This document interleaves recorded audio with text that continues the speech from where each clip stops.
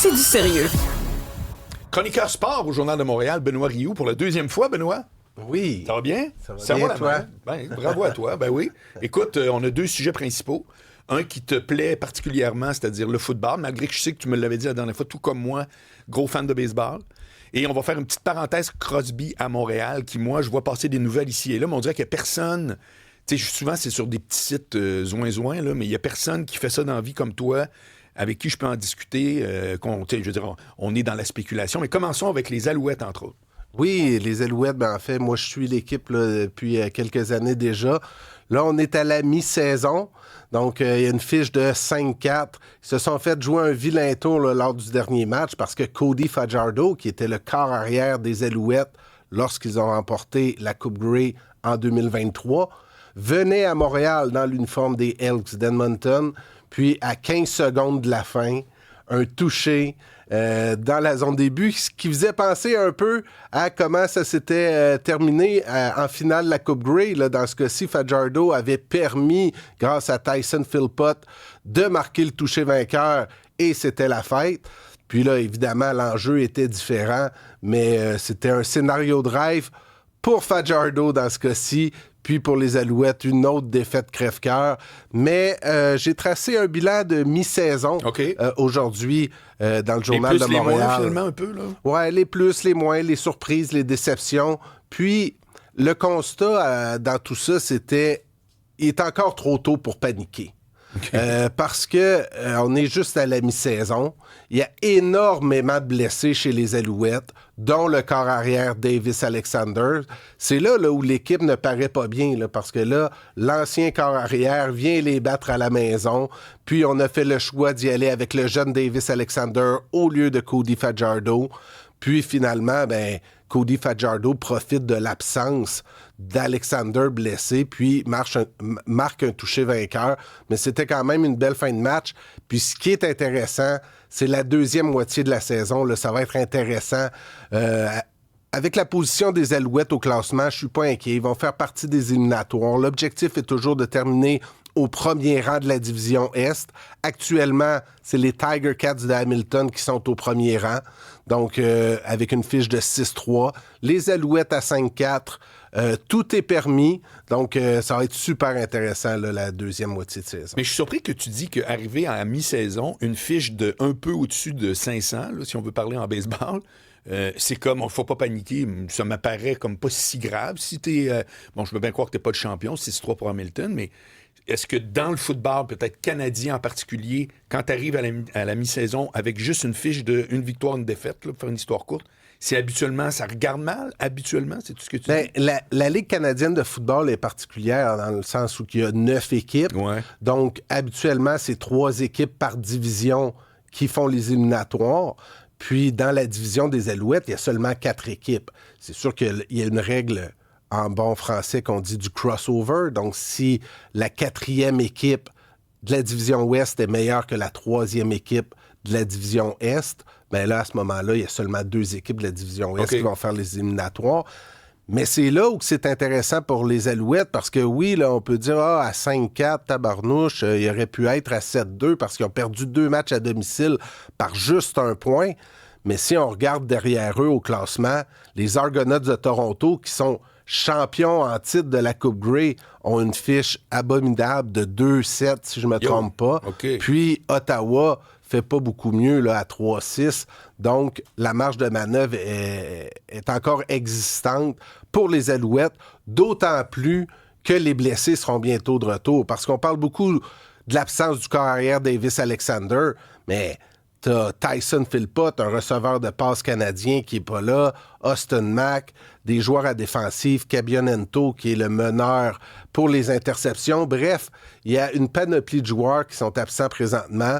Puis l'idée pour les Alouettes, c'est de terminer en force, je dirais, oui, dans la deuxième moitié de la saison, mais dans le dernier tiers de la saison pour arriver avec un momentum en éliminatoire. Mais c'est évident que le premier rang de la division Est, c'est le premier objectif visé, parce que ça te permet d'avoir un laissez-passer au premier tour éliminatoire et surtout de disputer la finale de l'Est à domicile. Donc, quelques défaites crève-cœur pour les Alouettes depuis le début de la saison, Mais ce que je te dirais, Marc, c'est beaucoup mieux que ça arrive présentement en saison régulière que ça arrive lors des éliminatoires, comme l'an dernier en finale de l'Est, que les Alouettes auraient dû battre les Argonauts de Toronto à domicile. Puis finalement, il y a eu tellement de revirements qui se sont fait battre par les Argonauts qui ensuite ont été remportés la finale de la Coupe Grey. Donc, moi, je panique pas. Puis je pense pas non plus que les entraîneurs, même s'ils sont déçus, c'est juste un rappel là, qu'il faut continuer de travailler fort puis que l'équipe doit rester unie. Ça, c'est très important dans une équipe de football parce qu'il y a 3 facettes du jeu. L'attaque, la défensive, les unités spéciales. Si la défensive fait super bien, et comme c'est le cas présentement, puis que c'est l'attaque qui fait pas le travail, mais ça peut créer des tensions. Okay. Mais avec un entraîneur-chef comme Jason Maas à Montréal, pour qui j'ai un respect incroyable, je suis pas inquiet. Je pense que les Alouettes vont rester unis puis qu'ils vont nous donner une super belle deuxième moitié de saison. Puis j'irai pas jusqu'à prédire une victoire de la Coupe Grey, là, mais je suis pas hors portée. Non, aucunement. Ouais. Aucunement. Je serais pas surpris que les Alouettes là, aient une bonne deuxième moitié de saison puis qui donne beaucoup d'émotions aux amateurs de football canadiens. Parlant de ça, c'est quoi le succès commercial des Alouettes cette année, selon tes infos puis tes antennes? Les matchs à domicile, ça fonctionne super bien. Okay. Oui, il y a des belles foules, puis c'est... Le meilleur exemple de ça, je pourrais dire, c'était pas le match qui vient de passer, mais l'autre précédent. C'était un match à domicile contre les Rough Riders de la Saskatchewan, défaite de 34-6. Le match a débuté 1 heure et demie en retard parce qu'il y avait des orages. Ah, OK, je me demandais, mon Dieu. Puis c'est Kid Rock là, qui était supposé faire. Puis c'était là un match affreux, le plus affreux des matchs des Alouettes depuis le début de la saison. Puis à 11h le soir, c'était pas encore terminé, puis il y avait encore plus de la moitié des partisans qui étaient là. Donc il y a quand même un noyau dur de partisans des Alouettes qui sont là, qui appuient l'équipe, puis ils font partie des meilleurs partisans là, de la Ligue canadienne de football. Moi, je reste en bas du stade, là, on peut dire. Ouais. Puis j'envoie des maillots, puis du monde qui s'en vont. Je le sais quand les Alouettes jouent plus que jamais. Là. Mais c'est une belle culture, le football canadien. Ça fait 2 finales de la Coupe Grey pour lesquelles je me déplace. L'an dernier, les Alouettes n'étaient pas présents. Puis en 2023, à Hamilton, j'étais aussi là. Puis c'est l'unicité du produit, parce que c'est un football à 3 essais. Puis je sens que tous les partisans canadiens, peu importe leur allégeance, sont fiers du produit, sont fiers d'avoir quelque chose de différent. Puis la communauté du football canadien, c'est vraiment particulier. C'est vraiment particulier. Les gens se déplacent, là, même si leurs équipes ne sont pas là. Donc, il va y avoir l'éternel débat, là, aimez-vous mieux la NFL que la Ligue canadienne de football? Chacun, là, rendu là. Mais je trouve que la Ligue canadienne de football, c'est un beau produit.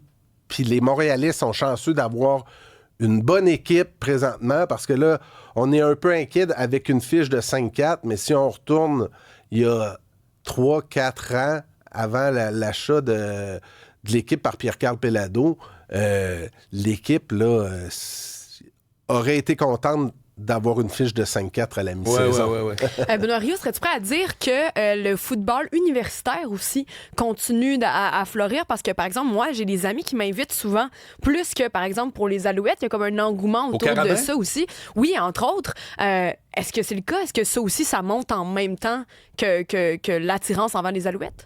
Bien, en fait, chaque produit de football est particulier. Puis ce qui est bien au football, c'est que tu as un match par semaine.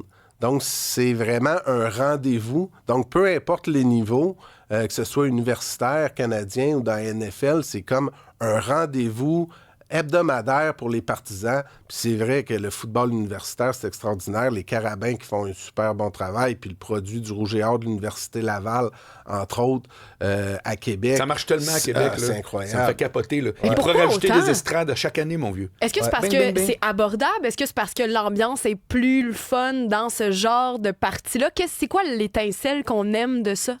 Ben, c'est le rendez-vous qui est unique. C'est tout ce qui entoure le match aussi. C'est le tailgate avant les matchs. C'est le sentiment d'appartenance envers l'équipe aussi. Puis toute la culture pour le football universitaire, c'est l'alma mater. C'est encourager son établissement. Ouais, c'est une autre forme de partisanerie. Là, oui, exact. Puis... Tu sais, le football universitaire québécois, c'est une chose, mais si on se transpose aux États-Unis, dans la NCAA, c'est fou, là. Mais ça, moi, j'ai jamais compris. Je te le dis dans toute honnêteté, peut-être t'es le premier. C'est la seule place dans le monde où l'équivalent, mettons, du junior majeur est minimum aussi populaire que la grosse ligue professionnelle.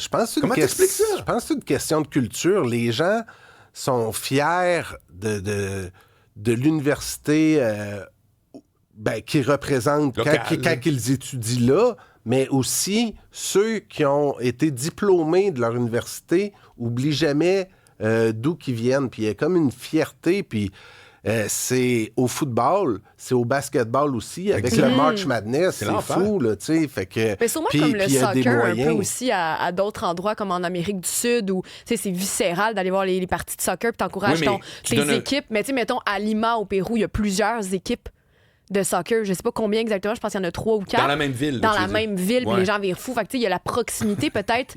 Avec moi, mais tu sais, virent fous, à ce qui paraît, les stades, aller là, je veux dire, il y a incomparable. Tu peux parler de baseball, tu peux parler de football américain, aller voir une game de soccer au Pérou. Maradona. Il jouait pour l'Argentine dans les Coupes du Monde. Lui, c'était un dieu. Alors, écoutez bien, j'ai lu dans un journal et quand j'ai raconté ça à quelqu'un, il m'a raconté une histoire. Il m'a dit...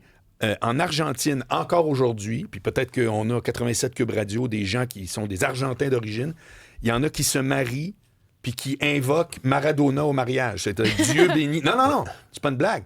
Et ça a l'air qu'à l'époque où il jouait dans les Coupes du Monde, etc., pour l'Argentine, il était allé magasiner à Paris, à quelque part aux Champs-Élysées. Ça s'est su comme une flambée comme ça.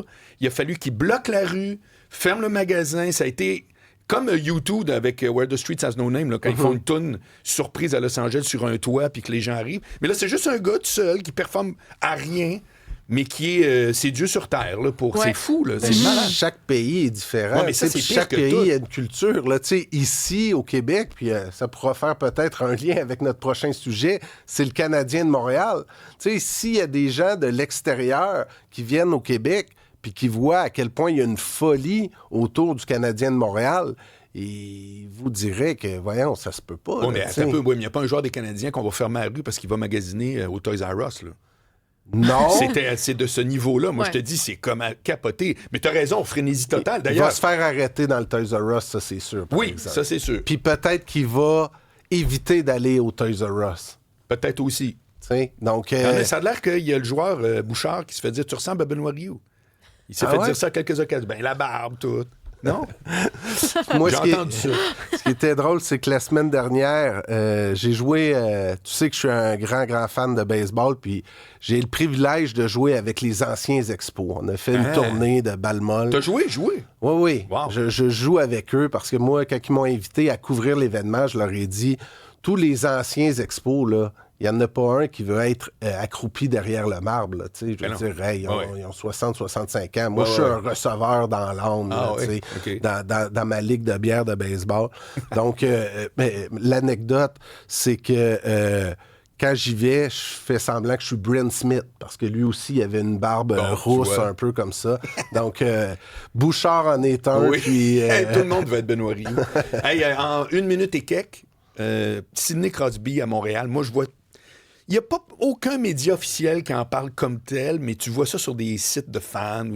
Ça se peut-tu dans la vraie vie? Selon toi, là, ça se peut-tu dans la vraie vie? C'est possible. T'sais, on parle que Sidney Crosby pourrait terminer sa carrière avec le Canadien de Montréal. 37 ans, je me trompe-tu? 39? Il y a 37. 37. Puis, mais la réalité, c'est que présentement, c'est beaucoup plus un souhait qu'une réalité. Okay. Est-ce que ça se pourrait? Oui, actuellement... la seule personne qui pourrait avoir la réponse, c'est Sidney Crosby lui-même. Parce qu'il a tellement fait pour les Penguins de Pittsburgh que jamais l'équipe, jamais l'organisation des Penguins osera l'échanger. OK, donc t'as fait ton temps.